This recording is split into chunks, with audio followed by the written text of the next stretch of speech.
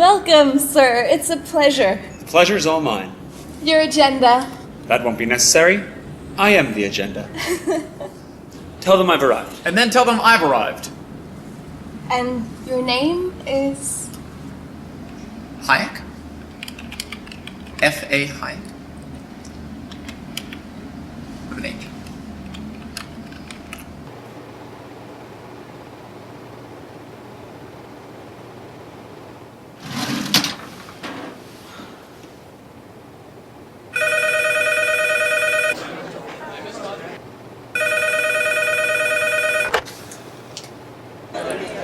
Freddie. Yep. Keynes. Hey, listen, party at the Fed. Already? 20 minutes. Lobby. John Maynard Keynes. Oh, F.A. Hayek. Yeah, we're opposed.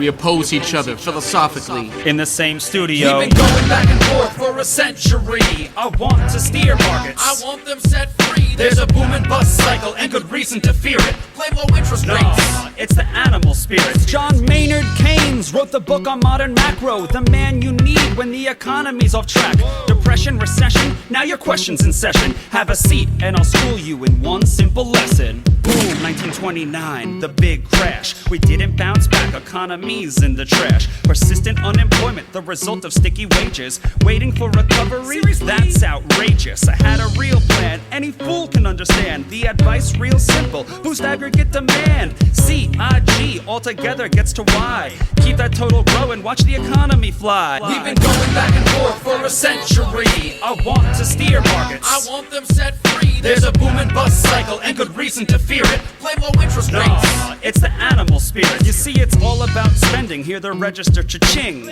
Circular flow, the dough is everything. So if that flow is getting low, doesn't matter the reason. We need more government spending. Now it's stimulus season, so forget about saving. Get it straight out of your head. Like I said, in the long run, we're all dead. Savings is destruction, that's the paradox of thrift. Don't keep money in your pocket or that growth will never lift. Because business is driven by the animal spirits, the bull and the bear, and there's reasons to fear its effects on capital investment, income, and growth. That's why the state should fill the gap with stimulus, both the monetary and the fiscal. They're equally correct. Public works, digging ditches, war has the same effect. Even a broken window helps the glass man have some wealth. The multiplier driving higher the economy's health. And if the central bank's interest rate policy tanks, a liquidity trap, that new money stuck in the banks. Deficits could be the cure you've been looking for. Let the spending soar now that you know the score.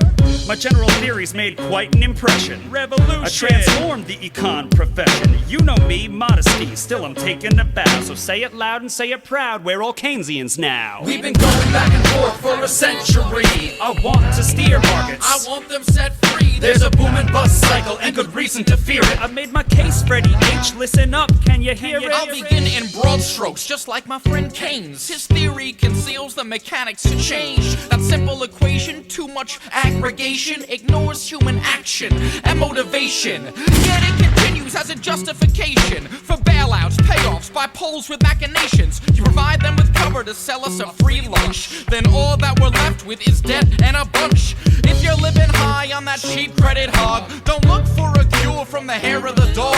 Real savings come first if you want to invest. The market coordinates time with interest. Your focus on spending is pushing on thread. In the long run, my friend, it's your theory that's dead.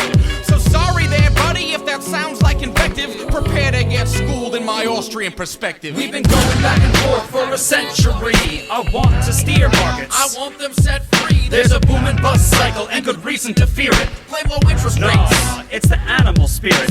The place you should study isn't the bust, it's the boom that should make you feel leery. That's the thrust of my theory. The capital structure is key. Malinvestments wreck the economy. The boom gets started with an expansion of credit. The Fed sets rates low. Are you starting to get it? That new money is confused for real loanable funds, but it's just inflation that's driving the ones who invest in new projects like housing construction. The boom plants the seeds for its future destruction. The savings aren't real, consumption's up too, and the grasping for resources reveals there's too few. So the boom turns to bust as the interest rates rise. Where the cost of production price signals relies. The boom was a binge, that's a matter of fact. Now it's devalued capital that makes up the slack.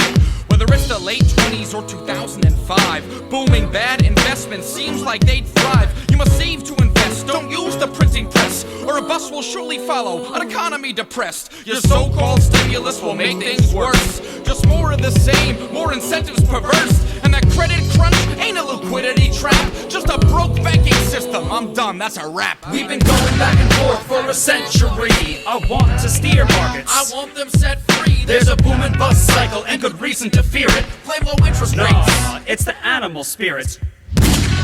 The ideas of economists and political philosophers, both when they are right and when they are wrong, are more powerful than is commonly understood. Indeed, the world is ruled by little else. Practical men who believe themselves to be quite exempt from any intellectual influence are usually the slaves of some defunct economist. The curious task of economics is to demonstrate to men how little they really know about what they imagine they can design. They've been going back and forth.